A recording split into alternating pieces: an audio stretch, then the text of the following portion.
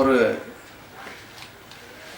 திரைப்படத்திற்கு மிக சமீபத்தில் ஊடகங்கள் தங்களுடைய முழு அக்கறையையும் அன்பையும் காட்டியிருக்கிறது என்றால் அது நிச்சயமாக ஜோக்கர் திரைப்படத்திற்காகத்தான் இருக்கும் என்று நான் நினைக்கிறேன். அந்த விதத்தில் இந்த ஊடகங்கள் இந்த படத்திற்கு செய்திருக்கக்கூடிய பங்களிப்பு என்பது மிகப்பெரிய பங்களிப்பு. முதலில் இந்த நன்றி விழா என்பது உங்களுக்கான நன்றி விழா என்பதாகத்தான் நான் சொல்ல ஆசைப்படுகிறோம். ஒரு சமூக அக்கறை சார்ந்த ஒரு திரைப்படத்தை மக்களிடத்தில் பேசுபொருளாக்குவது என்பது ஒரு எளிதான காரியம்தான் என்றாலும் கூட இதை ஒரு விவாத பொருளாக மாற்றக்கூடிய பொறுப்பை நீங்கள் எடுத்து மிக சிறப்பாக செய்திருக்கிறீர்கள் என்பதற்காக இந்த படக்குழுவினரின் சார்பாக உங்கள் அனைவருக்கும் ஆரத்தளவி முத்தமிடுவதில் ஆசைப்படுகிறேன். இந்த திரைப்படத்தினுடைய தொடக்கத்திலிருந்து, அதாவது இந்த கதை எழுதப்படுவதற்கு முன்பில் இருந்து இந்த படத்தை பற்றி பேசுவதற்கு நிறைய இருந்தாலும் கூட இந்த பட நிகழ்வில் ஒரு நிமிட அஞ்சலியாக எங்கள் எல்லோருக்கும் கவிஞனாக எங்கள் எல்லோருக்கும் நண்பனாக இருந்த முத்துக்குமாருக்கு ஒரு நிமிட அஞ்சலியை செலுத்தாக பிரபுவுக்கும் பிரகாஷுக்குமார் தான் இருக்கிறது. ஏனென்றால் இந்த கதையை ராஜமுருகன் எழுதுவது என்பது ஒரு இயல்பான காரியம்தான், அதை படமாக்குவது என்பது செழியனுக்கு இயல்பான காரியம்தான், அதில் பாட்டெழுதுவது என்பது எனக்கு இயல்பான காரியம்தான், அதற்கு இசையமைப்பது ஷான் ரோல்டனுக்கு எளிதான காரியம்தான். ஆனால் இதை பணம் செலவழித்து எடுப்பது என்பது எவ்வளவு பெரிய காரியம் என்பதை நீங்கள் நன்றாகவே அறிவீர்கள். அதையும் தாண்டி இந்த படத்தினுடைய முழு வேலைகளும் முடிவடைந்ததற்கு பிறகு சென்சாருக்கு போகிறதுக்கு முன்னாடி ஒரு முறை நான் பிரபுவோடு சந்தித்து பேசிட்டு கொண்டிருக்கும் பொழுது அவர் சொன்னார், நிச்சயமாக சென்சாரில் விட மாட்டாங்க, அதுக்காக நம்ம வருத்தப்பட வேண்டியதில்லை, இதெல்லாம் ஒரு தயாரிப்பாளர் சொல்லுவாரா அப்படிங்கிறது ரொம்ப ஆச்சரியமானது, அதுக்காக நம்ம கவலைப்பட வேண்டியதில்லை, நம்ம வந்து ரிவைசிங் கமிட்டி போவோம், பாம்பே போவோம், டெல்லி போவோம் அப்படின்னு அவர் வந்து இவ்வளவு தயாரிப்போடு, ஒரு தயாரிப்பாளர் வந்து இவ்வளவு தயாரிப்போடு இருக்கிற தயாரிப்பாளரை வந்து நான் உண்மையிலேயே சமீப காலங்களில் நான் சந்திக்கவே இல்லை. அவ்வளோ தயாரிப்போடு ரொம்ப ஜாக்கிரதையாகவும் இருந்தார். அதே மாதிரி இந்த பட தொடக்கத்திலிருந்து இறுதி வரைக்கும் எல்லா கட்டங்களிலுமே அவர் வந்து அந்த மாதிரி ஒரு உறுதுணையான ஒரு நண்பனை அல்லது ஒரு தயாரிப்பாளனை நாங்கள் வந்து சமீபத்தில் நான் வந்து ஒரு 15 ஆண்டுகளாக ஒரு தயாரிப்பாளரை நான் பார்க்கவில்லை என்று தான் நான் சொல்வேன். இது ஏதோ இந்த விழா அல்லது இந்த மேடை வந்து நன்றி அளிப்பு மேடையாக இருக்கிறது என்பதற்காக நான் சொல்கிறேன் என்று நினைத்துக் கொள்ளக்கூடாது. உண்மையிலேயே வந்து இது பெரிய விஷயமாக எங்களுக்கு படுகிறது. அதே மாதிரி ராஜமுருகனுக்கு பிரபு கொடுத்த சுதந்திரம் என்பது ரொம்ப அலாதியான ஒரு சுதந்திரம். அந்த மாதிரியான ஒரு சுதந்திரம் வந்து ராஜமுருகன் கிடைக்காமல் போயிருந்தால் இப்படி ஒரு படத்தை ராஜமுருகனால் இயக்கியிருக்க முடியாது என்பது வந்து எல்லோருக்குமே தெரிந்தது தான். அதுவும் உடனிருந்து பார்க்குற பொழுது எனக்கு ரொம்ப ஆச்சரியமாக இருந்தது. எப்படி தம்பி அவர் வந்து இந்த கதையை எப்படி உள்வாங்கிக் கொள்கிறார், இந்த அரசியலை எப்படி அவர் புரிந்து கொள்கிறார், இந்த படத்தில் வந்து விமர்சிக்கப்படக்கூடிய எல்லா விஷயங்களுக்கும் அவர் எப்படி உடன்பட்டு வருகிறார் அப்படிங்கிறதெல்லாம் ரொம்ப ஆச்சரியமாக இருந்தது. இந்த விழாவினுடைய முதல் நன்றி உங்களுக்கு என்றால், இரண்டாவது நன்றியை பிரபுவுக்கும் பிரகாஷுக்கும் நான் சொல்லிக்கொள்ள விரும்புகிறேன். அதே மாதிரி இந்த மேடையில் வாழ்த்துவதற்காக நாங்கள் அழைத்து வந்திருக்கக்கூடிய இந்த 4-5 பேர், இவர்கள் வெறும் தலைவர்கள் அல்ல, வெறும் வழிகாட்டிகள் அல்ல, வெறும் எங்களை பார்த்து சந்தோஷப்படுகிறவர்கள் அல்ல. இவர்களுக்கு எல்லோருக்கும் பின்னாலும் ஒரு மிகப்பெரிய ஒரு பொறுப்பு மிக்க எங்களை வழிநடத்தியதில் ஒரு பெரும் பங்கு இருக்கிறது என்பதற்காகவும் தான் இவர்களை நாங்கள் அழைத்திருக்கிறோம். குறிப்பாக நல்லக்கண்ணு ஐயாவை பற்றி சொல்ல வேண்டும். 70-75 ஆண்டுகளாக தன்னுடைய வாழ்க்கை முழுவதையும் மக்களுக்காகவே செலவழித்து விட்டு அவருக்காக இந்திய கம்யூனிஸ்ட் கட்சி ஊர்தோறும் நிதியை வசூலித்து ஒரு 2 கோடி ரூபாயை அவருக்கு நிதி அளிப்பதற்காக ஒரு கூட்டத்தை ஏற்பாடு செய்தார்கள். அந்த நிதியளிப்பு கூட்டத்தில் அந்த நிதியை வசூலிக்கிற போதும் ஐயாவுக்கு வந்து தெரியும் இது நமக்காக தான் நிதி வசூலிக்கிறாங்க அப்படின்னு. அப்போல்லாம் அவர் ஒன்றுமே சொல்லலை. அந்த கூட்டமும் ஏற்பாடு செய்யப்பட்டது. அப்போதும் அவர் மறுக்கலை. அந்த விழாவுக்கும் வந்தார். அப்போதும் அவர் அதை வெளிப்படுத்திக்கல.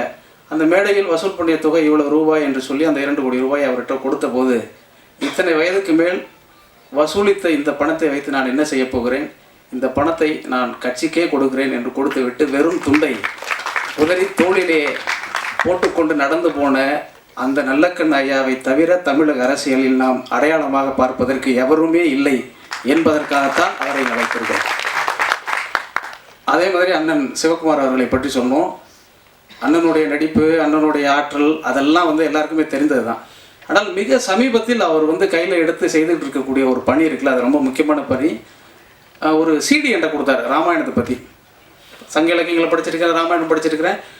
அவ்வளோவெல்லாம் நான் வந்து இலக்கிய தொடர்பாக படித்திருந்தாலும் கூட அந்த ஒரு சிடியில் ஒரு 100 கம்பராமாயண பாடல்களை மனப்பாடமாக சொல்லி கம்பராமாயணத்திற்கே ஒரு புது விளக்க உரையை வந்து அவர் வந்து கொடுத்தார். அது எனக்கு தெரிய தமிழறிஞர்கள் யாராலும் செய்ய முடியாது. முதல்ல மனப்பாடம் செய்ய முடியாது, அது ரொம்ப முக்கியமான விஷயம். அதை தாண்டி அதை வரிசைப்படுத்தியிருந்த விதம் இருந்ததுல ரொம்ப அபாரமாக இருந்தது. அதை பார்த்து விட்டு ஒரு 2 இரவுகள் என்னால் வந்து தூங்கவே முடியல. திரும்ப அந்த சீடியை போட்டு எப்படி இவர் வந்து அதை வரிசைப்படுத்தினார் அப்படிங்கிறது ரொம்ப ஆச்சரியமாக இருந்தது. அதை தாண்டி அதற்கு அவர் சொன்ன விளக்க உரை இருக்கிறது, அது ரொம்ப அறம் சார்ந்த வாழ்க்கையை மனிதர்களுக்கு போதிப்பதாக இருந்தது. அந்த இலக்கியம் எதை சொல்லுகிறது என்பதை தாண்டி அதை இவர் உள்வாங்கி கொண்டு வெளிப்படுத்தியிருந்த விதம் இருக்கிறது. அந்த விதத்தை போற்றுவதற்காகத்தான் நாங்கள் இந்த மேடைக்கு அவரை அழைத்திருக்கிறோம். அதையும் தாண்டி இந்த நிறுவனத்தோடு அவருக்கு மிக நெருக்கமான பந்தமும் பாசமும் இருக்கும் என்பதற்காக அவர் அழைத்திருக்கிறோம். ஐயா நல்லக்கண் அவர்கள் நல்ல அரசியலை அறிமுகப்படுத்தினார்கள் என்றால், மரியாதைக்குரிய அண்ணன் சிவகுமார் அவர்கள் நல்ல இலக்கியத்தை அறிமுகப்படுத்தியிருக்கிறார். அதற்காக அவரை நாங்கள் அழைத்திருக்கிறோம். இதெல்லாம் சரி, லிங்குசாமி எதுக்கு நீங்கள் அழைச்சிருக்கிறீங்கன்னு நீங்கள் கேட்கலாம். என்னையும் ராஜமுருகனையும் அறிமுகப்படுத்தினதே அவர் தான். அதனால் திரைத்துறையில் எங்களை அறிமுகப்படுத்தியதற்காக அவரை நாங்கள் அழைத்திருக்கிறோம். எடிட்டர் மோகன் ஐயா எதற்கு அழைச்சிருக்கீங்க அப்படின்னாக்கா, ஒரு பிள்ளைங்களை எப்படி வளர்க்கணுங்கிறத சமூகத்துக்கு அறிமுகப்படுத்தினது அவர் தான். அதனால் அவரை அழைச்சிருக்கிறோம். ஆகவே இந்த 4 பேரும் மிக முக்கியமானவர்கள். எப்படி வந்து நாங்கள் ஒரு சமூகத்தை எப்படி பார்க்கிறோம், ஒரு குடும்பத்தை எப்படி பார்க்கிறோம், சக மனிதனை எப்படி பார்க்கிறோம் என்பதற்கு இந்த 4 பேரும் மிகச்சிறந்த உதாரணங்களாக இருக்கிறார்கள். எனவே தான் அவர்கள் நாங்கள் அழைத்திருக்கிறோம். இந்த படம் குறித்தெல்லாம் அவர்கள் பேசுவார்கள். நாங்கள் பேசுவதற்கு எதுவுமே இல்லாத அளவுக்கு சமூக ஊடகங்கள் பேசி தீர்த்து விட்டன. இந்த நன்றிக்கு நாங்கள் மறுநன்றி செலுத்த வேண்டும் என்றால் ராஜமுருகன் இதைவிட ஒரு சிறந்த மக்கள் திரைப்படத்தை அடுத்த படமாக எடுக்க வேண்டும் என்பதை மட்டும் இந்த தருணத்தில் கேட்டுக்கொள்கிறேன். நன்றி, வணக்கம்.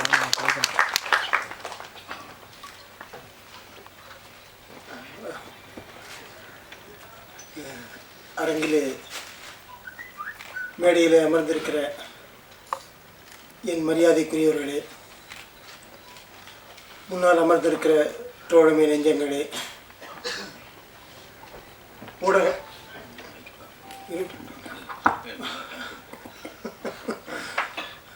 ஊடக நண்பர்களே,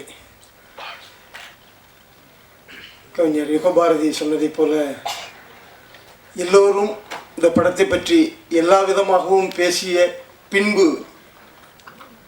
கூடுதலாக, ஏன்னா எல்லாமே எல்லாருக்குமே தெரிஞ்சிருக்குது, ஒரு பாதுகாப்பான ஒரு சூழலில் இருந்து நான் அந்த படத்தில் பங்கு பெற்றேன். கருத்தியல் ரீதியாகவும் நம்மளை கவனித்து கொள்ளக்கூடிய அந்த உறவுகளின் ரீதியாகவும் அது மிக பாதுகாப்பாக இருந்தது அப்படிங்கிறத தான் சொல்ல முடியும். ஏன்னா நான் நேரடியாக இதனுடைய தயாரிப்பு நிர்வாகம் அல்லது தயாரிப்பை செய்து கொண்டிருக்கக்கூடிய பிரபு அவர்களையோ அல்லது அவருடைய சகோதரர்களையோ நான் வந்து படம் முடிகிற கட்டம் அல்லது பின்னாடி தான் நான் பார்ப்போம்.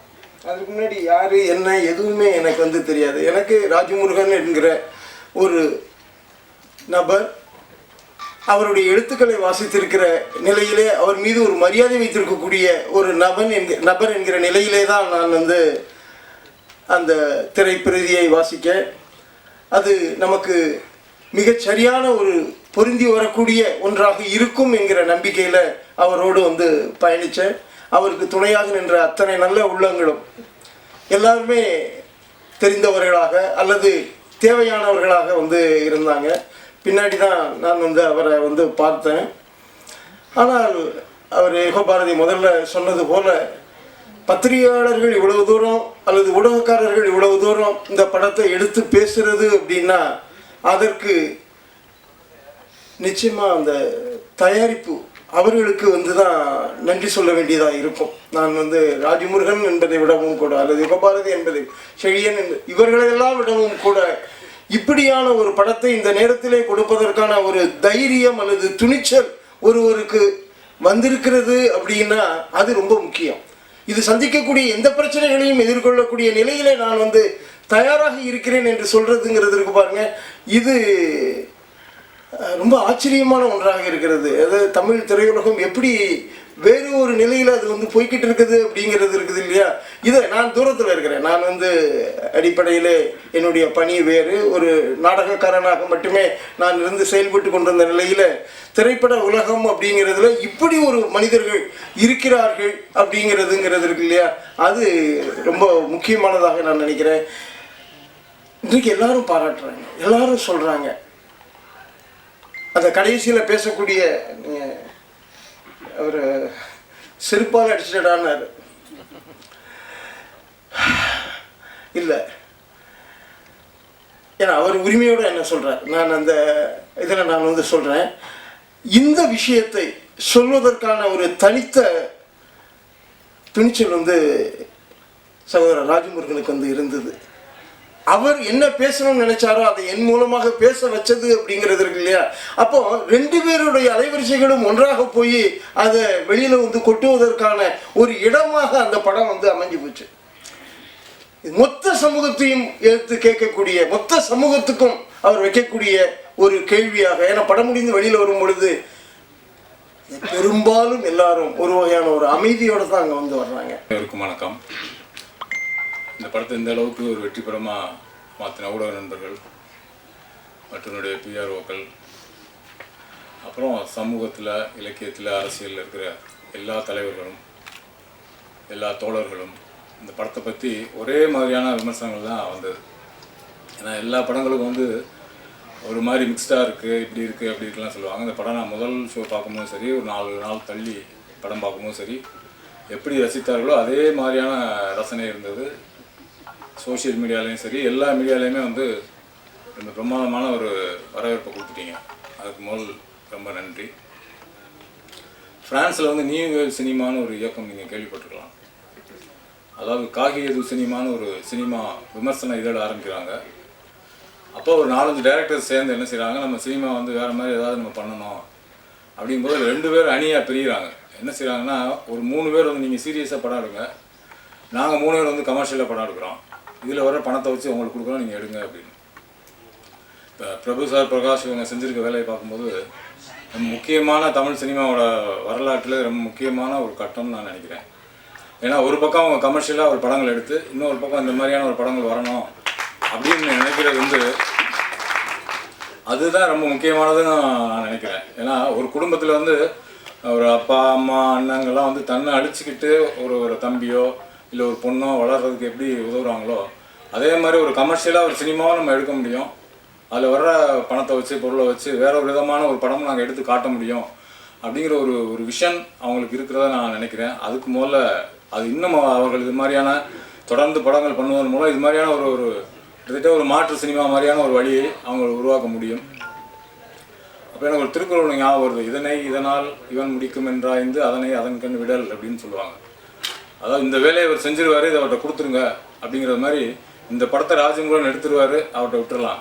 இதை வந்து செடியன் பண்ணிடுவார், விட்டுடலாம். இதை சோமு பண்ணிடுவார், விட்டுடலாம். ஷான் ரோல்டன் பண்ணிடுவார், விட்டுடலாம். யுகபாரதி பண்ணிடுவார், விட்டுடலாம். மூராயா பண்ணிடுவார், விட்டுடலான்னு அவங்கவுங்க திறமை மேலே மதிப்பு வச்சு அதில் எந்த தலையீடுகளும் இல்லாமல் அவங்கவுங்க வேலையை சிறப்பாக செய்கிறதுக்கான ஒரு படமாக இந்த படம் வந்திருக்கு. எல்லாருடைய பங்களிப்பையும் நீங்கள் முழுமையான பங்களிப்பை பார்க்க முடியும். அப்புறம் எனக்கு ஒரு ஆதங்கம் இருந்துகிட்டே இருக்கு. ஏன்னா தமிழ் சினிமா வந்து ஒரு இலக்கியத்தில் சரி, நம்மளோட வரலாறுலையும் சரி, நம்ம மொழியிலையும் சரி, எல்லாவற்றிலும் உலகத்தரம் வாய்ந்த நம்ம சினிமாவிலையும் உலகத்தரத்தை நோக்கி நம்ம இயங்கணும், உலகத்தரத்தை, சர்வதேச தரத்தை நோக்கி நம்ம போகணுங்கிறது எனக்கு மிகப்பெரிய ஆதங்கம். இது மாதிரியான முயற்சிகள் மூலமாக நம்ம தரத்தை நம்ம தொட்டு பார்க்க முடியும். அந்த வகையில் இந்த படத்தில் நானும் இருப்பதற்காக எனக்கு பங்களிப்பதற்கு வாய்ப்பளித்த நண்பர்கள் திரு ராஜமுருகன், பிரபு பிரகாஷ் அவர்கள் மற்றும் நண்பர்கள் அனைவருக்கும் என்னுடைய நன்றியை தெரிவித்துக் கொள்கிறேன். இதை விட இன்னும் பெரிய வேலையில் நம்ம செய்ய முடியும், செய்ய வேண்டும். நன்றி, வணக்கம். எல்லோருக்கும் வணக்கம்.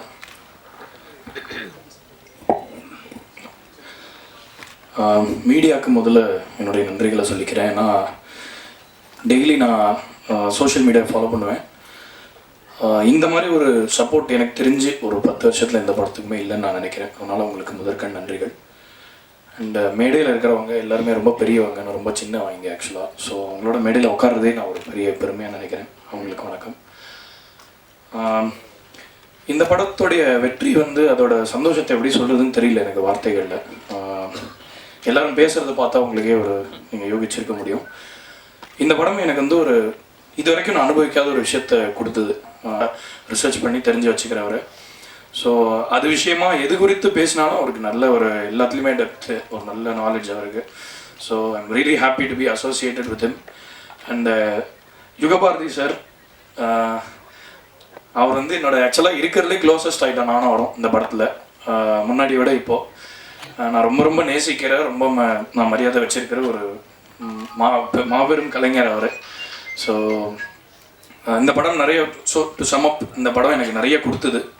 இதுக்கு நான் வேல்யூ கொண்டதை விட இந்த படம் வந்து எனக்கு நிறைய வேல்யூ சேர்த்துருக்கு, நிறைய விஷயங்களை கொடுத்தது. புது பரிமாணத்தில் இருக்கக்கூடிய சில விஷயங்கள் இப்போ நம்ம சிட்டியில் இருக்கிறவங்களுக்கு சில இதெல்லாம் தெரியாது. ஸோ ஒரு ஆழ்ந்த பார்வை, இந்த மாதிரி சில மனிதர்களுடைய வாழ்க்கையை ஒரு ஆழ்ந்த பார்வை கொண்டு இருக்கக்கூடிய ஒரு இயக்குனர் மூலமாக பார்க்கும்போது நம்மளுக்கு அவங்க வாழ்க்கைக்கு இன்னும் பக்கத்தில் போய் அதை பார்க்க முடியுது. கண்டிப்பாக ராஜமுருகன் சாரால் இதை விட பயங்கரமான சில படங்கள் எடுக்க முடியும். கண்டிப்பாக எடுப்பார். ஒரு சமூக ஆர்வலர் அவருக்கு தெரியாத விஷயங்கள் இல்லை.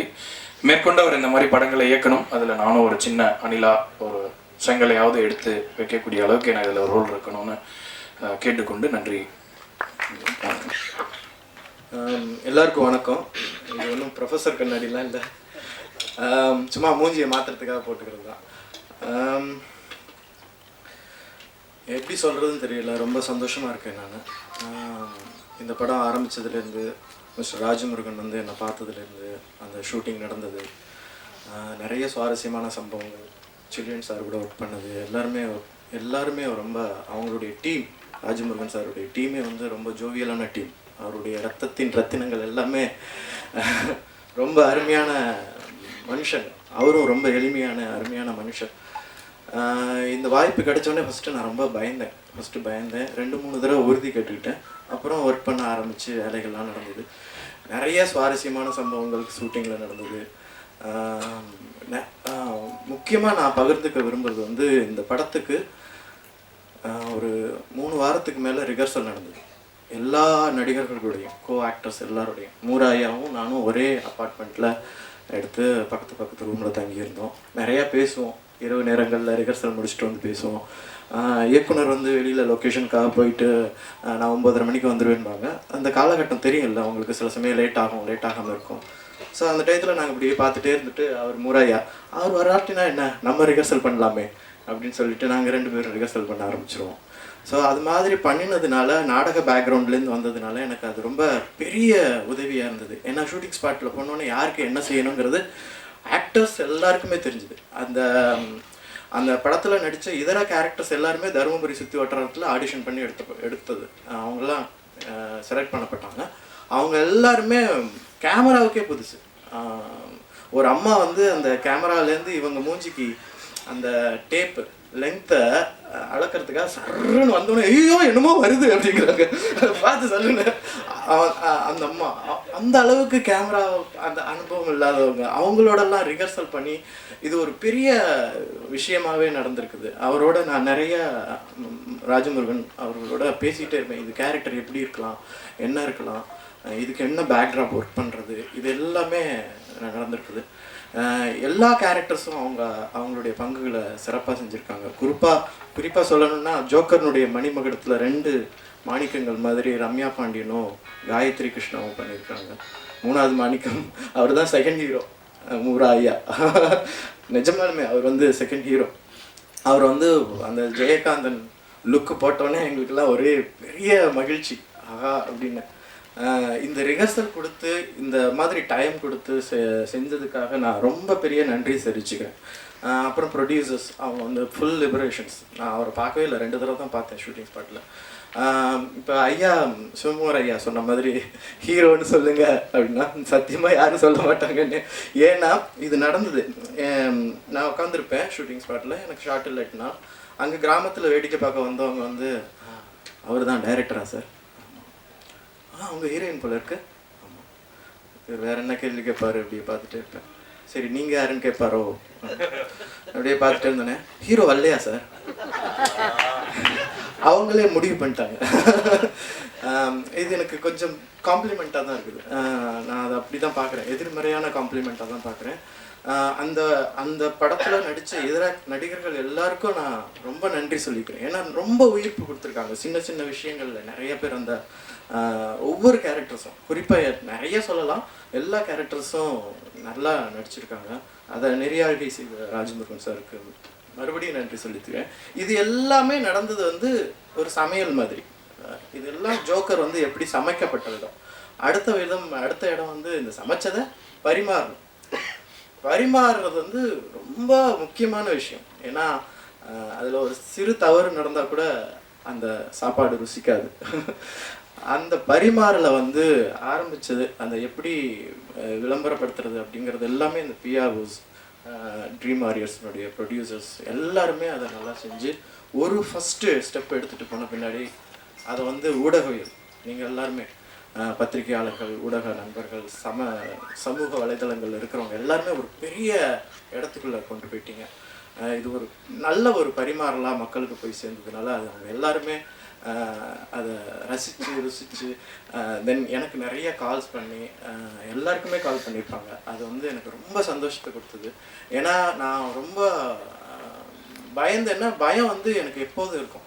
ஏன்னா பயத்தை நான் ஒரு சக்தியாக தான் பார்க்குறேன், பயத்தை வந்து ஒரு எதிர்மறையாக நான் பார்க்கல. ஏன்னா பயம் வந்து என்னுடைய ஐடியாலஜி படி பயம் வந்து க்ரியேட்டிவிட்டியினுடைய ஒரு ஆரம்ப பாயிண்ட். ஏன்னா இப்போ ஒரு கார் கண்டுபிடிக்கிறோம், கார் வந்து இன்னோவேட்டிவ், ஆனால் பிரேக் எதுக்கு? ஓடுறதுக்கு தானே காரு, பிரேக் எதுக்கு? பயத்துலேருந்து தான் வரணும். ஓடுற காரு நிற்கணும் அப்படிங்கிற அந்த பயம்தான் பிரேக்கை கண்டுபிடிக்க வைக்குதுன்னு நான் நினைக்கிறேன். இது நான் யோசிக்கிறது. ஸோ இந்த பரிமாறலை ரொம்ப சிறப்பாக செஞ்ச ஊடகவியல், பத்திரிகையாளர்கள், சமூக வலைத்தளங்கள் எல்லாருக்குமே ரொம்ப நன்றிகளை தெரிவிச்சுக்கிறேன். மிக்க நன்றி. பாய். எல்லாருக்கும் வணக்கம். இந்த மாதிரி படத்தை எடுக்கிறதுக்கு ஒரு தைரியம் இருக்கணும். அந்த படத்தை இது ஜனங்களுடைய படமாக இருந்தாலும் ஜனங்களுடைய படமாக மாற்றக்கூடிய தகுதி இங்கே இருக்கிற பத்திரிகையாளர்களால் மட்டும்தான் முடியும். ஏன்னா வழக்கு எண் 18/9 அந்த மாதிரி படத்தையெல்லாம் கொண்டு ரீச் பண்ணது நீங்கள் தான். இது மாதிரி நிறைய தமிழ் சினிமாவில் மிக முக்கியமான இந்த மாதிரி தருணங்களில் எல்லாமே நீங்கள் தான் கூட நின்று அதை கொண்டு போய் சேர்த்துருக்கீங்க. அதனால் 2 பேருக்கு ரொம்ப முக்கியமாக இந்த நேரத்தில் வந்து பத்திரிகையாளர்களுக்கும் இந்த படத்தை தைரியமாக எடுத்த பிரபு, பிரகாஷ் சார், இவங்க 2 பேருக்குமே வந்து மிகப்பெரிய வாழ்த்துக்களை சொல்லணும். ராஜமுருகன் என்கிட்ட ஒர்க் பண்ணும்போது பீமா கதையை வந்து எப்பயுமே நம்மகிட்ட லாஸ்ட்டாக ஒரு அசிஸ்டண்ட் வந்து சேர்ந்தாங்கன்னா அவங்களுடைய வேலை என்னென்னா நம்ம டேப்பில் ரெக்கார்ட் பண்ணி கொடுத்ததை அவங்க கேட்டு எழுதணும். அதுவும் நான் என்ன சொல்லியிருக்கோமோ அதை தவிர்த்து மாறவே கூடாது. அந்தளவுக்கு என்னென்னா நம்ம சொன்னது ஃபஸ்ட்டு வரட்டும், அதுக்கப்புறம் தான் அதில் கரெக்ஷன்லாம் பண்ண முடியுங்கிறதுக்காக அதில் கொஞ்சம் எல்லாமே வெயிட் பண்ணுவோம். ராஜமுருகன் வந்து இதை எழுதி கொண்டாங்கன்னு சொன்னப்போ நான் சொன்னது இல்லாமல் மிக அற்புதமான வசனங்கள், அவன் வந்து டிஸ்கிரிப்ஷன் எல்லாமே ரொம்ப அழகாக எழுதியிருந்தார். அது முதல்ல வந்து நம்ம எங்களுடைய அசிஸ்டன்ஸ் ஒரு சிலர் படிச்சுட்டு என்னென்னா டைரக்டர் சொன்னது மட்டுமே நீங்கள் எழுதுனா போதும்னு சொல்லியிருக்காங்க. அதுக்கப்புறம் எனக்கு அந்த பேப்பர் வந்துச்சு, நான் படித்து பார்த்தோன்னே எனக்கு பெரிய ஒரு இதே இவ்வளவு அற்புதமாக வந்து நிறைய இடங்களை டெவலப் பண்ணியிருக்கேன், உனக்கு என்னென்ன தோணுதோ இதே மாதிரி நிறைய பண்ணேன் சொல்லி அதுக்கப்புறம் சொன்னேன். அந்த படம் ஒர்க் பண்ணார், பையா ஒர்க் பண்ணார். அதுக்கப்புறம் என்னுடைய எந்த படமாக இருந்தாலும் நான் கூப்பிட்டு வச்சு கதை சொல்லுவேன். ஒர்க் பண்ணும்போது நான் வந்து முருகன் வந்து வட்டியும் முதலும் வந்து அவர் விகடனில் எழுதும்போது வந்து ஒரு பார்வை அவர் மேலே ஒன்று பட்டுச்சு, ரொம்ப அற்புதமாக இப்படி எழுதக்கூடிய ஒருத்தராக இருக்காருன்னு சொல்லி. முருகன் வந்து ஒர்க் பண்ணும்போது கொஞ்சம் லேட்டாக வருவார், எப்பயுமே நேரத்துக்கு வர்றதுங்கிறது முருகனுக்கு வந்து தெரியாத ஒரு விஷயம். அப்போது அதுக்கப்புறம் கொஞ்சம் கொஞ்சமாக வந்து என்னென்னா நான் எப்படி இருப்பேனோ அந்த மாதிரி தான் கொஞ்சம் கொஞ்சமாக மாறி அதுக்கப்புறம் நியாயமாக ரொம்ப சரியான நேரத்துக்கு வர்றது, கரெக்டாக அப்படிலாம் இருந்துக்க ஆரம்பித்தார். எனக்கு பெரிய இந்த படம் பார்த்துட்டு குக்கு வந்து நான் தேட்டரில் பார்க்கல, ஒரு ட்ராவலில் வந்து அப்போ ஊரில் இல்லை, நான் ஒரு ஃப்ளைட்டில் தான் பார்த்தேன். அப்புறம் முருகனுக்கு பேசினேன். இந்த படத்தை பொறுத்த வரைக்கும் அவருடைய மிக முக்கியமான ஒரு பதிவு, இந்த படம் வந்து அவர்கிட்ட என் கதை வந்து இந்த மாதிரி ஸ்டைலாக ஒரு ஃபிலிம் பண்ண போகிறேன் சார், இவர் தான் ஹீரோ இந்த மாதிரி சொன்னோடனே யார் ஹீரோன்னு எனக்கு தெரியலை. அவர் பேர் சொல்லும்போது கூட அவர் வந்து இந்த ஜிகிர்தண்டாவில் நடிச்செல்லாம் காட்டுவார்ல சார், சொன்னதுக்கு பிறகு தான் சரி ஓகே அவர் கான்ஃபிடண்ட்டாக இருக்காரு சொல்லி பண்ணட்டும்னு நினச்சேன். அவர் தருமபுரி மாதிரி ஏரியாவில் போய் பண்ண போகிறேன்னாரு. முத ஒரு போஸ்ட் டிசைன் பார்த்தோன்னே எனக்கு வந்து என்னடா ஒரு டாய்லெட்டுடைய ஒரு இதை வந்து போட்டு ஒரு போஸ்ட்ரு, இதெல்லாம் எதுக்கு ஒரு போஸ்டராக ஃபீல் பண்ணுறேன் அப்படின்னு தெரியலையேன்னு நினச்சேன். ஆனால் படம் பார்த்ததுக்கு பிறகு தான் தெரிஞ்சது, காதலுக்காக தாஜ்மஹால் கட்டலாம், என்னென்னமோ வந்து வசந்த மாளிகையில் வந்து மிகப்பெரிய மாளிகை கட்டுவார், லவ் டுடே படத்தில் வந்து பஸ் ஸ்டாண்டு கூட ஒரு லவருக்காக கட்டுவான், ஒரு கல்யாணம் பண்ணிக்க போகிற பொண்ணுக்காக ஒரு டாய்லெட் வந்து ஒருத்தர் வந்து ஒரு பாத்ரூம் மாதிரி அந்த கட்டணுங்கிற நினப்பு, அதை பற்றியான கதை யோசிக்கணுங்கிற விஷயமே வந்து மிக எனக்கு தெரிஞ்சு மிக முக்கியமான ஒரு படம். இந்த படம் கண்டிப்பாக இந்தியா முழுக்க ஏதோ மொழிகளுக்கு போகும்னு நான் நம்புகிறேன். இப்போயே வந்து என்னென்னா ஒரு மிக முக்கியமான ஒருத்தங்க தெலுங்குக்கெல்லாம் ரைட்ஸ் கேட்டு வந்திருக்காங்க, பிரபுகிட்ட நான் பேசணும். எனக்கு இந்த படத்தில் அந்த ஹீரோ பண்ண பெர்ஃபார்மன்ஸ்லேயே வந்து என்னென்னா வேறு எந்த ஹீரோவும் முத கமல் சார் வந்தப்போ ஒரு சில படங்களில் அவரை அப்படி பார்த்துருக்கலாம். தமிழ் சினிமாவில் வந்த இது எந்த ஹீரோ நடிச்சிருந்தாலும் கூட இந்த மாதிரி வருமா அப்படின்னு எனக்கு தெரியல. அவர் அதுவாகவே இருந்தார் இந்த படத்தில். ஒரு பர்டிகுலராக ஒரு இடம் வந்து எனக்கு பெக்குலராக அந்த பெர்ஃபார்மன்ஸ் எல்லாம் சொல்லி கொடுத்தே வராது. அந்த அப்படி ஒரு பெர்ஃபார்மன்ஸ் ஒரு இடத்துல அந்த பவா செல்லத்துறை வந்து ஒரு இடத்துல சொல்லியிருப்பார், கொடுக்கலன்னா எடுத்துக்கொண்டான்னு சொல்லியிருப்பார். இவர் வந்து ஒரு அதே மாதிரி இப்போ எடுத்து வந்ததுக்கு பிறகு அந்த சொல்லிட்டு போவார், ஒரு இது கொடுக்கலாம் எடுத்துக்கணும்னு சொல்லிட்டு ஒரு ரியாக்ட் பண்ணிட்டு அப்படி போவார். அந்த ரியாக்ஷன்லாம் வந்து என்னன்னா எந்த நடிகனாலையும் கொடுக்க முடியாது, அப்படி ஒரு ரியாக்ஷன் இருந்துச்சு. எல்லாமே நான் முருகன்ட்ட வந்து இந்த படம் பார்த்து முடித்தோடனே வந்து நினச்சேன், விகடனில் வந்து இந்த படத்துக்கு நான் நினச்சேன் மிக பெரிய ஒரு மார்க் ஒன்று வரும் முருகன். நான் நம்புவேன், ஒவ்வொரு படத்துக்குமே ஒரு மார்க் நம்ம ஒரு மனசில் நினச்சிப்போம். எல்லா பத்திரிகையிலுமே ரொம்ப சிறப்பாக எழுதிட்டாங்க. எல்லாம் நினைக்கிறாங்க விகடனில் அவர் ஒர்க் பண்ணனால தான் 50 மார்க்னு சொல்லி, அவர் ஒர்க் பண்ணாமல் இருந்தால் 56 57 கூட அந்த மார்க் இருந்திருக்கும். அவ்வளவு தகுதி இந்த படத்தில் இருந்துச்சு. செலியன் கேமராமேனை பற்றி சொல்லணும். அவர் வந்து பரதேசிலையும் பார்த்தேன், இப்போ இந்த படத்துலையும் மிக சிறப்பான ஒரு ஒர்க்கு. இந்த படத்தில் மு. ராமசாமி ஐயா தான் நடிச்சிருக்காருங்கிறது இந்த அரங்கத்துக்கு வர்ற வரைக்கும் எனக்கு தெரியாது. இவ்வளவுக்கும் என்னுடைய படத்துலேயே நடிச்சிருக்காரு. நான் வந்து இந்த செகண்ட் ஹீரோ யாரான்னு உண்மையிலே நான் செகண்ட் ஹீரோன்னு தான் சொல்லிட்டு இருந்தேன். அவரையும் நம்ம ஸ்டீல்ஸோட கேட்டேன், யார் அவர் ஜெயகாந்தன் மாதிரியே பண்ணியிருந்தாரு, அவர் யாருன்னு கேட்டிருந்தேன். அதுக்கப்புறம் அவரை பற்றி நம்ம யாருன்னு கேட்குறத விட்டுட்டேன். அவ்வளவு சேஞ்சாக எப்படி சார்னு சொல்லி ஆச்சரியமா இருந்துச்சு. வந்து பார்த்தது பிறகு எனக்கே தெரிஞ்சது. எல்லாருக்கும் யுவபாரதியிலேருந்து இந்த படத்தில் பங்கு பெற்ற எல்லாருக்குமே என்னுடைய வாழ்த்துக்கள். மியூசிக் டைரக்டர் ஜான் அவருக்கும். நான் இந்த மேடையிலேயே சொல்கிறதுன்னு இல்லை, நிறைய இந்த படத்தை பற்றி பாராட்டியிருப்பாங்க. குறையாக எனக்கு 3 குறை இருக்குது. என்னுடைய உதவியாளருங்கிறதுனால படத்தினால் ஓடிச்சிங்கனால இந்த குறையை இங்கே சொல்கிறது பற்றி தப்பு இல்லை. வந்து முருகன்ட்ட நான் வந்து பர்சனலாக சொல்ல வேண்டிய விஷயம் தான், இருந்தாலும் மேடையில் அவருக்கு சொல்லலாம். எனக்கு அந்த ஜனாதிபதி வந்தார் இல்லையா, அதை மட்டும் ஒரு சஜஸ்டிவாக காட்டியிருக்கலாம். ஒரு உதாரணத்துக்கு போர்கிரவுண்டில் ஃபுல்லாக வந்து ஃபோக்கஸ் வச்சுட்டு அவர் வந்து ஒரு காட்டாமல் இருந்திருக்கலாமோ அப்படின்னு தோணுச்சு. ஒருவேளை அதை பற்றி நீங்கள் யோசிச்சிங்களான்னு தெரியல. அதே மாதிரி எண்டில் ரொம்ப அற்புதமான டயலாக் தான் அவங்க பேசினது. இருந்தாலும் பேசாமல் விட்டுட்டு நாளைக்கு தெருவுக்கு வா போராட்டம் இருக்குன்னு சொல்லி ஒரு போராட்டம் தொடங்கியிருந்தா இன்னும் அடுத்த கட்டத்தில் இருந்திருக்குமோ அப்படின்னு அந்த ஒரு இடம். அப்புறம் இன்னொரு இடம் வந்து அந்த பொண்ணு பாத்ரூமில் விழுந்ததுக்கு பிறகு அவரை தூக்கி கொண்டு வந்து வைக்கிறப்போ லேசாக கையில் ஒரு துடிப்பு தெரிஞ்சப்போ உயிர் இருக்கா அப்படி சொன்னோன்னா ஒரு ரியாக்ட் பண்ணணும் இல்லையா, அந்த ரியாக்ஷன் மட்டும் குறைஞ்ச மாதிரி இருந்துச்சு. மற்றபடி இவ்வளோ அற்புதமான படத்தில் மிக உலகமகா படங்களில் கூட 10-20 குறை இருக்கும். இவ்வளவு 3 குறையுள்ள ஒரு படத்தை நான் லைஃப்பில் பார்த்ததே கிடையாது. இன்னும் அடுத்தடுத்த படங்களை கண்டிப்பாக முருகன் வந்து அதை இன்னும் சரி பண்ணி பார்ப்போம்னு நம்புகிறேன். முருகன்கிட்ட வந்து இன்னொரு நான் சொல்ல விரும்புகிறது என்னென்னா, முருகனுடைய இன்னொரு பக்கம் என்னென்னா அவர் வந்து காமெடி சென்ஸ் அப்படி உள்ளவர், லவ் சென்ஸ் அவ்வளவு நல்லா பண்ணுவார். நல்ல தாட்டுள்ள படங்கள் எடுக்கணும். இப்போ 2 படம் எடுத்தாச்சு. இதை வந்து ஒரு 20% வச்சுக்கிட்டு எனக்காக நான் வந்து என்னடா அவரை திசை திருப்பன்னு நினைக்க வேணாம், இது நம்மளை இழுத்துட்டே போகும், இது இருக்கட்டும், இவ்வளோ பாராட்டும் இருக்கணும். இப்போ சாய்ராத்துன்னு ஒரு படம் 4.5 கோடியில் எடுத்த ஒரு படம் மராட்டியில் 98 கோடி கலெக்ட் பண்ணியிருக்கு. கண்டிப்பாக அடுத்த உங்கள் படம் உங்களால் அது கண்டிப்பாக சிறப்பாக செய்ய முடியும்னு நான் நம்புகிறேன். ஏன்னா உங்ககிட்ட மிக சுவாரஸ்யமான அவர் பேசினாலே அவ்வளோ காமெடியாக இருக்கும், அவ்வளோ அற்புதமாக எழுதுவார், காமெடி எழுதுவார். அவர் தோலா படத்தில் டைலாக்லாம் பார்த்தா அவ்வளோ சூப்பராக இருந்துச்சு. அடுத்த ஒரு படம் வந்து லவ்வும் இருக்கணும், இந்த மாதிரி ஒரு நீங்கள் நல்ல ஒரு கருத்தோடையும் படம் பண்ணுங்க. ஆனால் அந்த படம் அப்படி பிச்சுட்டு போகணும், அப்படி ஒரு கலெக்ஷனும் பண்ணணும், இவ்வளோ பேரும் வரணும், அப்படி ஒரு படத்தை நீங்கள் அடுத்து எடுக்கணும்னு சொல்லி நான் ஆசைப்பட்றேன். நன்றி. நான் வந்து என்கிட்ட அவர் எதுவுமே உண்மையிலே சொல்கிறேன், எதுவுமே நான் அவர் கற்றுக் கொடுத்த மாதிரி தெரில, நான் அவர்கிட்ட கற்றுக்கிட்டு இருக்கேன். அப்படிதான் ஒரு டைரக்டருடைய ஒரு படைப்பாளியுடைய மரியாதை எப்போ கூடுன்னு சொன்னால் அவங்களுடைய உதவியாளர்கள் மூலமாக தான் அவருக்கு இன்னொரு மரியாதை வரும். இப்போது பாரதிராஜா சாருக்கு வந்து அவருடைய அசிஸ்டன்ஸ் எப்பெல்லாம் நல்ல படங்கள் எடுத்தாங்களோ அப்போல்லாம் அவருக்கு பேர். பிசி ஸ்ரீராமுடைய அசிஸ்டன்ஸ் வந்து நல்ல படங்கள் பண்ணும்போதெல்லாம் அவருக்கு பேர். அது மாதிரி என்னுடைய பேரை நீங்கள் வந்து இன்னும் கொஞ்சம் கூட பெருசாக்கி விட்டீங்க. அதுக்காக உங்களுக்கு நன்றி சொல்கிறேன். நன்றி, வணக்கம்.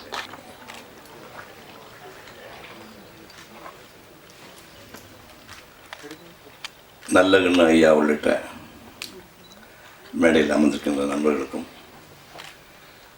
ஊடக நண்பர்களுக்கும் மாலை வணக்கம். எனக்கு தனிப்பட்ட முறையில் ரொம்ப சந்தோஷமாக இருக்குது. இந்த பிரபு வந்து ஒரு ஜானில் இருக்கும்போது நான் அவனை பார்த்துட்ருக்கேன். இப்போ எனக்கு மேலே அவன் ஒரு அடி வளர்ந்துட்டான். என்னுடைய மைத்தினி மகன் கடைசி ஒரு 4-5-6 வருஷம் வந்து எங்கள் வீட்டிலேயே வளர்ந்தவன். சூர்யா கார்த்திக்கு என்னுடைய குணமெல்லாம் கொஞ்சம் இருக்குது. நான் வந்து கொஞ்சம் தவறு நடந்தேன்னா அவன் பொங்கிடுவேன். நான் பொறுமையாக இருக்க மாட்டேன். எங்கள் வீட்டில் வந்து ஒரு 5 பசங்க இருக்கிறாங்க. 5 பேரில் இவன் தான் பயங்கர பொறுமைசாலி. அதாவது எனக்கு நேர் ஆப்போசிட் கேரக்டர். அவன் கோபமே வந்தளவு நான் சம்சாரத்தை கேட்டு பார்க்கணும். இப்போ கல்யாணமாகி 1 வருஷம் ஆகி போச்சு. அவன் கேட்டு பார்க்கணும். அவன் கோபமே வராது. அவன் கோபிச்சு நான் பார்த்ததே கிடையாது. எல்லாத்தையும் பொறுமையாக இருப்பான். எல்லாம் உள்வாங்கிக்குவான். ஒரு 8ஆம் கிளாஸ் படிக்கும்போதே வந்து பெரியப்பா எனக்கு நல்ல நாவல் இருந்தால் கொடுங்க படிக்கிறதுக்குன்னு. அந்த மாதிரி 8ஆம் கிளாஸ் பசங்கள்லாம் அப்படி படிக்க கேட்டு நான் பார்த்ததில்ல. அப்போ இருந்தே ஒரு மற்ற பசங்க வித்தியாசமாக இருந்தான். அதே மாதிரி திரைப்படத்துறைக்கு வந்து இப்படி ஒரு அற்புதமான ஒரு படத்தை வந்து துணிஞ்சு எடுத்திருக்கான் அப்படிங்கும்போது ஏன்னா அவனால் முடியும்னு எனக்கு தெரியும். அந்த படம் எடுத்துட்டான்னு தெரியும். அந்த படத்துக்கு இவ்வளோ பெரிய மரியாதையை நீங்கள் ஏற்படுத்தி கொடுத்தீங்கிறதுக்காக தனிப்பட்ட முறையில் மீடியா நண்பர்களுக்கு நான் என் மனப்பூர்வமான வாழ்த்துக்களை முதல்ல தெரிவிச்சுக்கிறேன். இந்த படம் மக்களுக்காக போராடி மாண்டை உடைச்சி ரத்த விளாரியாக கஷ்டப்படுற அவன் ஜோக்கரா இவனுங்கெல்லாம் போராட்டம் பண்ணிட்டாங்கன்னா உடனே அரசாங்கம் வந்து மண்டிட்டு தண்டனிட்டு இவன் கோரி உடனே நிறைவேற்றிடுமா பைத்தியக்கார பசங்க என்று சொல்லிக்கொண்டே வாழ்கின்ற நாமம் ஜோக்கரா அப்படிங்கிறது தான் இந்த கதை. அது அந்த பொண்ணு ஓப்பனிங் கேட்குது. டாய்லெட்டு கூட இல்லாத வீட்டில் நான் எப்படி வாழ்க்கை நடத்த முடியும்னு கேட்குது. அதில் இங்கே எத்தனை பேர் கிராமத்தில் இருக்கீங்கன்னு தெரியாது. எனக்கு அந்த வலி என்னன்னு தெரியும். நம்ம பிரபுவுக்கும் தெரியும், ஐயா நல்லகண்ணியாருக்கும் தெரியும். நாங்கள்லாம் கிராமத்துலேருந்து வந்தோங்க. டாய்லெட்டு நான் வந்து பிறந்ததுலேருந்து 15 வருஷம் வரைக்கும் டாய்லெட்டி பார்த்ததே இல்லை. கிராமப்புறங்களில் அந்த விளைநிலங்களில் காலையில் இருந்தோடனே வந்து செடி கொடிக்குள்ளே போயிட்டு வரதான் பழக்கம். அதில் 6 மணி 7 மணிக்கு அப்புறம் சாயந்தரம் வயிறு கலாட்டா பண்ணி 8 மணி 9 மணிக்கு அப்புறம் நல்ல ஞாபகத்துக்கு கரண்ட் கிடையாது, பேய் இருட்டாக இருக்கும். அந்த நேரத்தில் 8 மணி 9 மணிக்கு வயிறு புரட்டும் போது டார்ச் லைட் அவசியம் கிடையாது. இருட்டிலேயே தடவிட்டு போய் வயிற்றை காலி பண்ணிட்டு வரணும். அந்த மாதிரி காலகட்டங்களில் எங்கள் ஊர்லேருந்து ஒரு 10 கிலோமீட்டர் தூரத்தில் கரேன்னு ஒரு உருவம் உள்ள மின்னு ஒரு லைட்டோடு போயிட்டுருக்கும். அது பல நாள் பார்த்துக்கேன், சவுண்டாக வர போயிட்டுருக்கும். அது என்னன்னு ஒரு 20 வருஷத்துக்கு அப்புறம் தான் ப்ளூ மவுண்டன் அப்படி கண்டுபிடிச்சேன். ப்ளூ மவுண்டன் ரயில் வந்து மெட்ராஸ் போயிட்டுருக்கு. அது அப்படி தான் போகும். ஒரு மரவட்ட பூச்சிக்குள்ளே லைட் போட்டால் எப்படி இருக்குமோ அந்த மாதிரி அது ஊறிட்டு போகும். இதெல்லாம் இரவுகளை நான் வந்து பார்த்துருக்கேன். பயங்கரமான விஷயம் என்னென்னா, கிராமத்து பெண்கள் வந்து சூரிய உதயத்துக்கு முன்னாடி காலை கடனை கழித்தாக வேண்டும். இல்லை சூரியன் அஸ்தமனத்துக்கு பிறகு தான் இருட்டு நம்ம தான் போய் ஆகணும். அது செடி கொடி தேடி போகணும். மற்ற மத்தியாவது ஆம்பளைங்க போகிற மாதிரிலாம் பெண்கள் போக முடியாது. இந்த படத்தில் ஒரு ஷார்ட்டு ராஜ்மோகன் போட்டிருப்பான். பாபா செல்லத்துறை பைக்கில் சோமு வந்துட்டுருப்பாங்க. டே பொம்பளைங்க ஒதுக்கிற இடத்துல லைட்டை போடுற மடையா. அந்த ஷார்ட்டை பார்த்தோன்னா அந்த பையனும் கிராமத்துலேருந்து வந்திருக்கான், ராஜபுரம் தெரிஞ்சுட்டு நான். ஏன்னா கிராமப்புறங்களில் டக்குன்னு பார்த்தா அந்த 4 பேர் இவங்க பைக் வந்துருக்கும்போது மொப்பட்டு வந்துருக்கும்போது 2 பொம்பளைங்க எழுந்து நிற்பாங்க. அதெல்லாம் காலங்காலமாக நடக்கிற விஷயம். அது ஒரு சப்ஜெக்டாக எடுத்துக்கிட்டு ஒரு மனுஷன் டாய்லெட் வேணும், டாய்லெட் கட்டி கொடுத்தா அவனை கல்யாணம் பண்ணிக்கலான்னு சொல்லி அந்த டாய்லெட்டாலேயே கோமாக போன ஒரு சோகமான கதையை இதுக்கு மாதிரி எப்படிங்க சொல்ல முடியும்? லாரியிலேருந்து மீட்டிங் கூட்டிகிட்டு போகிறாங்க. குவார்ட்டர் பாட்டு இலவசம்னு சொல்கிறாங்க. லாரி காட்டில் கேமரா லாரியில் இருக்குது. கீழே வந்து அந்த குவார்டர் பாட்டிலுக்கு அந்த ஜனங்க அறையில் ஒரு ஷாட்டை போட்டிருக்காங்க, என் நாடே உனக்கு எப்படா விடிய காலம் வரணும், ரத்த கண்ணீர் வடித்தேன், ரத்த கண்ணீர் வடித்தேன். இந்த நாடுக்கு எப்போ திருந்த போகுது? கேவலம் ஒரு குவார்டர் பாட்டிலுக்காக அந்த அடித்து மோதிக்கிட்டு அந்த பாபா சிலத்தோட வாங்கிட்டு வந்து இவன் போய் ஹீரோ போய் நாங்கள் வாங்கிட்டு பார்த்தேன் கொடுக்கலான்னு எடுத்துகிட்டு வந்தோம் செலுத்திட்டு போகிறாரு. இது என்ன சந்தோஷப்படுற விஷயமா? அது நம்ம பேரன் பேத்திங்க வரும்போது இந்த நாடு எப்படின்னு நினச்சி பாருங்க. சசிகுமார் வந்து செல்ஃபோன் டவர் மேலே ஏறி உண்ணாவிரதம் வந்து செத்து போயிட்டாரு. இவன் கதாநாயகன் அதே மாதிரி டவரில் ஏறணும், ஐயோ இவன் தற்கொலை பண்ணி போனால் பயந்துட்டு நல்ல விட ஜனாதி பிரகடனம் படிக்கிறார், மேலே நின்று படிக்கிறார். டிராஃபிக் ராமசாமியை மனசார சொல்லுங்கள், நம்ம எவ்வளோ கிண்டல் பண்ணியிருக்கோம். பட் பொதுநல வழக்கை தொடுத்து எத்தனை கேஸுகளுக்கு இருந்து நமக்கு தீர்ப்பு வாங்கி கொடுக்க தெரியுமா? ஆனால் அந்த பார்த்தா கோமாடியை பார்த்துக்க, டிராஃபிக் நம்ம கோமாடி மாதிரி. அதே மாதிரி சட்டக்கல்லூரி படிக்கிற நந்தினி கேரக்டரை இதில் அந்த காயத்தின் ஒரு பொண்ணு பண்ணியிருக்கு. இந்த 3 பேஸாக எடுத்துக்கிட்டு அவ்வளவு அற்புதமாக பண்ணியிருக்கார். அந்த பொண்ணு வந்து ரம்யா பாண்டியன் ஒரு பொண்ணு அந்த படத்தில் போட்டிருக்காங்க. அது என்ன பொண்ணு? அது ஒரு எளிமை, ஏழ்மை, சோகம், அது நடிகை இல்லைங்க. அது இப்போ 7.5 கோடி மக்களில் வந்து கிட்டத்தட்ட ஒரு 3 கோடி பேர் பெண்கள் இருப்பாங்க. அந்த 3 கோடி கிராமத்து பெண்களுடைய எம்பாடிமெண்ட், அந்த வடிவமே அந்த பொண்ணு தான். அப்படி ஒரு சின்ன கண்ணு, சின்ன உதடு, இந்த லாரியில் ஏறி போகும்போது அந்த ஒதுங்கி போகிற விஷயம், இவன் லவ் பண்ணுக்கா படாத படப்பட்டு கடைசியில் எதை செட்டாகிற மாதிரி தோணி அந்த பொண்ணு வீட்டில் வந்து உட்காந்துட்டு உள்ளவாயா உட்காரிவான் டப்புன்னு கீழே உட்காந்துருவான். அது ராஜமுருகன். ஏன்னா அவன் லவ் பண்ணுவாங்க. அது அந்த நான் லவ் நமக்கு சம்மந்தமே கிடையாது, நான் லவ்க்கு எதிரான ஆள். ஆனால் கல்யாணம் நினைச்ச பையனுக்கு அது வேறு விஷயம். இந்த பையனை லவ் பண்ணுவேன். அந்த மாதிரி வந்து ஒரு ஷாட்டில் ஏன் உயிர் இருந்ததுன்னா அவன் அப்படி உட்காந்துருக்கான். அதை படத்தில் பண்ணுங்க. அந்த ஷாட்டு வந்து நெகிழ்ந்து போய்விட்டேன். இந்த ரம்யா அவன் வந்து சோமு அந்த காதல் காட்சிகள் வந்து என்னடா பிரச்சார படமாக போயிட்டுருக்கேன்னு பார்த்தா தடார்னு ஃப்ளாஷ்பேக் கொண்டு வந்து இந்த கிறுக்கு பிடிச்ச சோமசுந்தரத்தை அப்படியே டக்குன்னு மாதிரி தாடியோட பையனாக காட்டின அவன் வாழ்ந்து விட்டாங்க கதாபாத்திரத்தில். அது எப்படி சொன்னால் உங்களுக்கு கமல் நடித்தாருன்னா நான் அது இல்லைன்னு சொல்ல மாட்டேன், அது வேற. அது அவன் வாழ்ந்தான், சோமசுந்தரம் அந்த கேரக்டராக வாழ்ந்தான் அப்படிங்கிறது தான் அந்த படத்தை பார்த்து நான் அவ்வளோ ஒரு பிரமாதமாக பண்ணியிருந்தேன். அப்புறம் சோமு பற்றி போன வீடரில் ஒரு கட்டுரை ஒன்று படித்தேன். கட்டுரை படித்தா இவனை ஆண்டி கொண்டாரமாக இங்கேருந்து புறப்பட்டு, இவன் நான் சொல்ல என்னோட தம்பி என் பையன் வயசு தான், அதனால் இவன் நான் தைரியமாக சொல்லலாம். இங்கேருந்து புறப்பட்டு கல்கட்டாவுக்கு போனான்னா அங்கே போயிட்டு தாகூரையும் சத்யதிரை பிறந்து வளர்ந்த ஊராட்சின்னு சொல்லி ஊருக்கு போயிட்டு ஊரெலாம் சுற்றி தெருவாக அரைஞ்சிட்டு கொண்டு போன காசு இல்லாதவொடனே அருணா கையில் வந்து 500 ரூபாயை முடிஞ்சு வச்சுருந்தானாமா. முடிஞ்சு வச்சுட்டு அப்புறம் போனால் பிச்சை இடத்துல சோறு போட்டாங்களாமா. உலகத்தில் மனுஷன் வாடகை காசே தேவையில்லை, இந்த பிச்சைக்கார காசு இதுக்குன்னு இந்த 500 ரூபாய் தூக்கி ராமசன் படத்தில் உண்டியில் போட்டானா. சார் என்ன கேரக்டர் பாருங்க சார். ஸோ 2 ஆண்டி பட்டாங்க சேர்ந்து ஒரு படம் எடுத்திருக்காங்க. நீங்கள் தயவுசெய்து வட்டி முதல் ஒரு கதை தயவுசெய்து நான் தொடர்ந்து இவனுக்காக தான் படித்தேன், சம்பவம் ராஜமுருக்காக தான் படித்தேன். சரியான கேரக்டர். நானும் பயங்கரமாக சுற்றினா இருந்தேன். சின்ன வயசில் ஓவிய கல்லூரியில் வாழ்ந்துக்காக நானும் போயிட்டு மாதிரி இந்த மாதிரி நான் போகல. அவன் அகோரிகள்னு சொன்னால் பொணந்திங்கிற ஆள், செத்து போன பொணந்திங்கிற அகோரின்னு பேர்.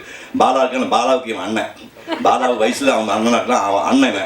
அகோரிகள் பொழந்திக்கணும். ஏன்டா பொழத்திங்கன்னு கேட்டா போனால் கெட்டு போன பொருள் தானே விட்டா நாட்டுக்கு வேணா போயிட முடியல, அதுக்கான தின்ன அழிச்சிட முடியல. அப்போ நாங்கள் நல்லது தான் நாட்டுக்கு நல்லது தான் பண்ணாங்க. அப்படி அகோரியோட போய் 10 நாள் தங்கிட்டு வந்திருக்கான். ராஜஸ்தானை போனால் ஒட்டத்துக்குள்ளே ஒட்டத்தோட ஸ்மெல்லோடய உள்ள படுத்து வந்திருக்கிறான்.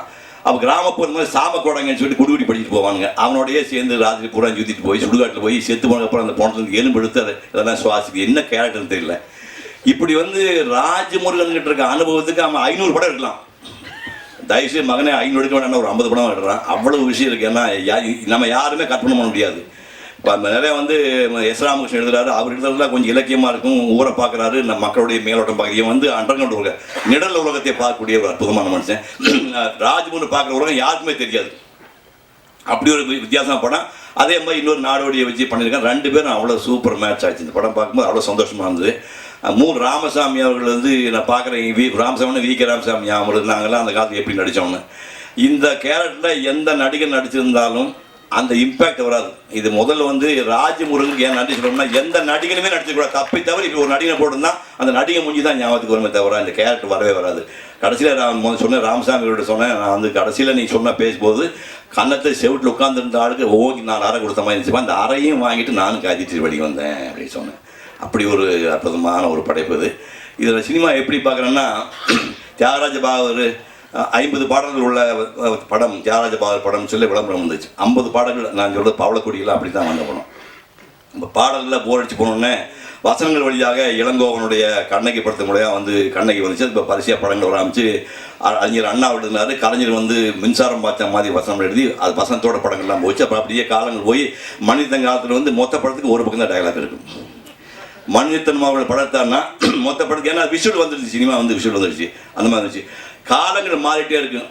சினிமா வந்து முடிய போச்சுனோம்னா பழைய சதுரங்க வேட்டைன்னு வரும், ஜிகிர்தண்டான ஒரு படம் வரும், குக்குன்னு ஒரு படம் வரும், அதே மாதிரி இப்படி வந்து ஜோக்கன பறவை. இந்த மாதிரி தமிழ் சினிமா வந்து ஃபீனிக்ஸ் பறவை. இந்த மாதிரி ராஜமுருகர்கள் வந்து அந்த சினிமாவை காப்பாற்றி கொண்டே இருப்பார்கள். அனைவருக்கும் நன்றி.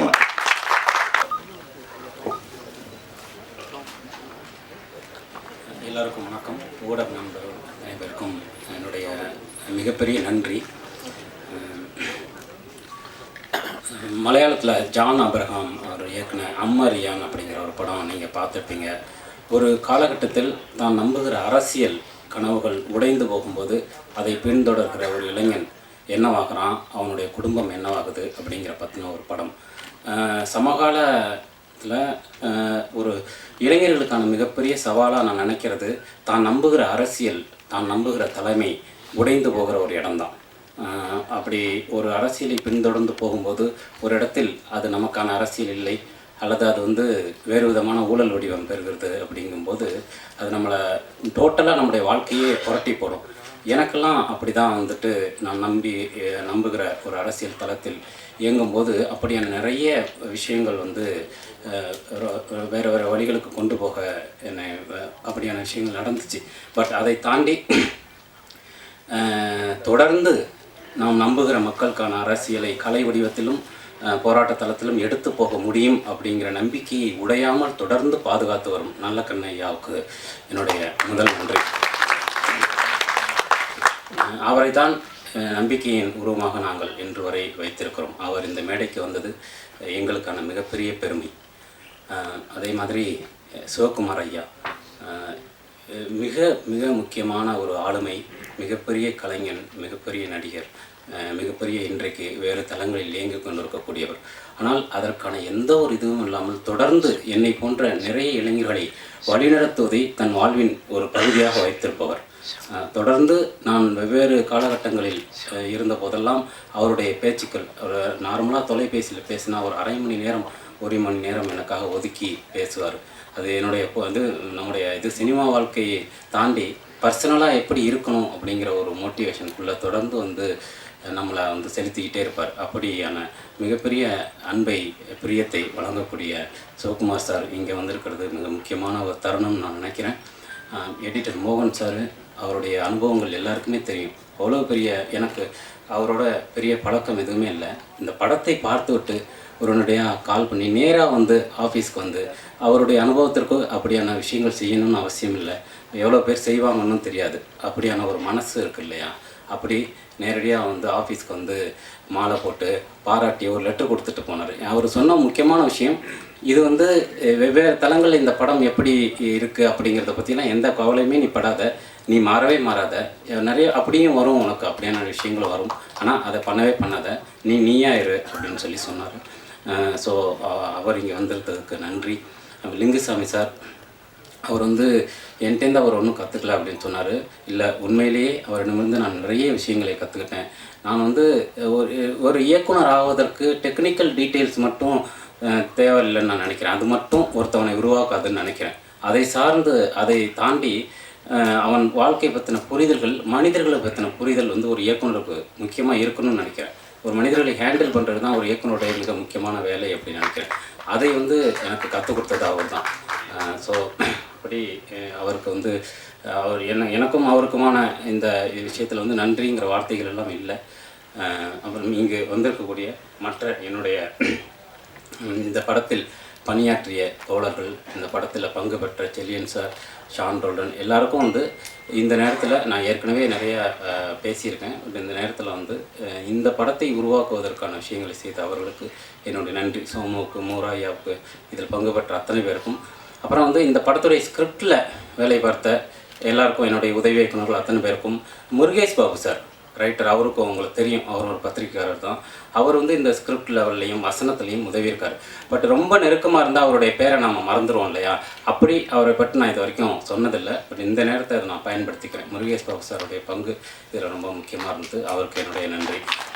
அப்புறம் இந்த படத்தின் தயாரிப்பாளர்கள், நான் இந்த படத்தை நான் எழுதியது முக்கியமான விஷயமே அல்ல. அதை இப்படி ஒரு படமாக உருவாக்குவதற்கு பணம் போட்ட அவர்களுடைய இதுதான் ரொம்ப முக்கியமான விஷயம். ஒவ்வொரு காலகட்டத்திலும் எனக்கான முழு சுதந்திரத்தை கொடுத்தது மட்டும் இல்லாமல், நான் எந்த இடத்துலையுமே காயப்பற்றக்கூடாது ஒரு படைப்பாளனா அப்படிங்கிறதுல என்னை விட அவங்க ரொம்ப கவனமாக இருந்தாங்க. இப்போ படம் ரிலீஸ் ஆன பிறகு கூட இந்த படம் முதல் நாள் எப்படி இருந்தது, இரண்டாவது நாள் எப்படி இருந்தது, மூன்றாம் நாள் எப்படி இருக்குது அப்படிங்கிற ஒரு கவலை எனக்கு தொடர்ந்து இருந்துக்கிட்டே இருக்கும். பிரபு சார்ட்ட வந்து எப்படி சார் இன்றைக்கி எப்படி இருந்தது, எவ்வளோ பேர் பார்த்தாங்க அப்படி வந்து கேட்டுகிட்டே இருக்கும்போது அவர், நீங்கள் அதை பற்றி கவலையப்படாதீங்க, நீங்கள் வந்து உங்களுக்கான விஷயத்த கரெக்டாக பண்ணிட்டீங்க, ஒரு படம் நல்ல படம் எடுத்து கொடுத்துருக்கீங்க எங்களுக்கு, நீங்கள் அதை பற்றி கவலைப்படாதீங்க, வியாபாரத்தை பற்றி நீங்கள் கவலையப்பட வேண்டாம், நீங்கள் போய் அடுத்த ஸ்கிரிப்ட் எழுதுகிற வேலையை பாருங்கள் அப்படின்னாரு. ஸோ இப்படி யார் இருப்பாங்கன்னு எனக்கு தெரியல நிச்சயமாக.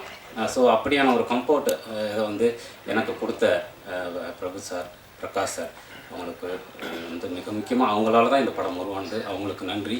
இது எல்லாவற்றையும் தாண்டி இந்த படத்தை முழுமையாக ஒரு படம் ரிலீஸ் ஆன உடனே அதற்கு வெவ்வேறு கருத்துகள், விமர்சனங்கள் தொடர்ந்து வரும். அதுவும் இன்றைக்கு உருவாகி இருக்கிற சமூக ஊடகங்களுடைய தாக்கம் வந்து மிகப்பெரிய அளவில் இருக்குது. எல்லா கிராமங்கள் வரைக்கும் போகக்கூடிய ஒரு இடம் இருக்குது. அப்புறம் சாதாரண ஜனங்களின் கையில் ஊடகங்கள் சென்று விட்டது அப்படிங்கிற ஒரு இடமும் இருக்குது. அது இந்த படம் பேசுகிற விஷயமும் அதுதான்.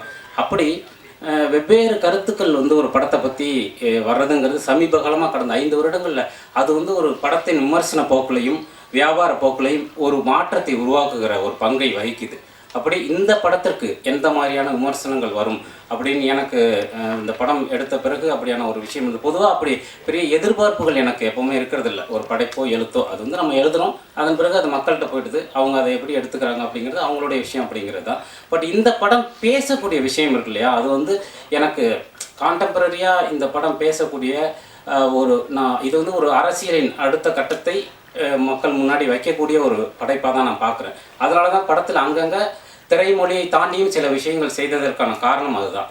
முழுக்க முழுக்க திரை வடிவத்துக்குள்ளே தான் பண்ணணுங்கிற ஆசை, அதை தாண்டி சில விஷயங்கள் சொல்ல முற்பட்டது வந்து இந்த படம் வந்து அரசியல் ரீதியாக ஜனங்களுக்கான ஒரு இடத்தை அடுத்த தளத்திற்கு எடுத்து செல்ல வேண்டும் அப்படிங்கிறது தான் முதன்மையான நோக்கம். அதில் எந்த மாற்றமுமே இல்லை. இந்த படம் எடுக்கப்பட்டதற்கான முதன்மையான நோக்கம் அதுதான். அதனால் சாதாரணமாக எடுக்கக்கூடிய படங்களை விட நான் கூடுதலாக இதுக்கு எப்படியாவது அது நான் நடந்துடணுமே அப்படின்னு சொல்லிட்டு, ஆனால் நிஜமாக நீங்கள் எதிர்பார்த்ததை விட பல மடங்கு அதை வந்து செய்தது வந்து ஊடகங்கள் தான்.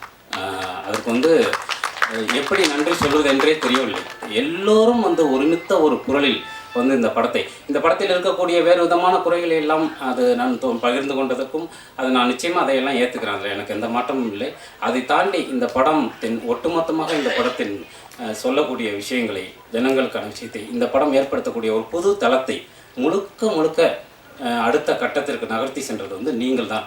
அதில் எந்த மாற்றமுமே இல்லை. அதனால் உங்கள் ஒவ்வொருவருக்கும் தனிப்பட்ட முறையில் சமூக ஊடகங்களில் இயங்கிய தோழர்களுக்கும், பத்திரிகையாளர்களுக்கும், தொலைக்காட்சி ஊடக நண்பர்களுக்கும் என்னுடைய தனிப்பட்ட முறையிலும் மிகப்பெரிய நன்றியும் பிரியமும் என்றைக்குமே இருக்கும். அவங்களுக்கு நான் கடமைப்பட்டிருக்கேன்.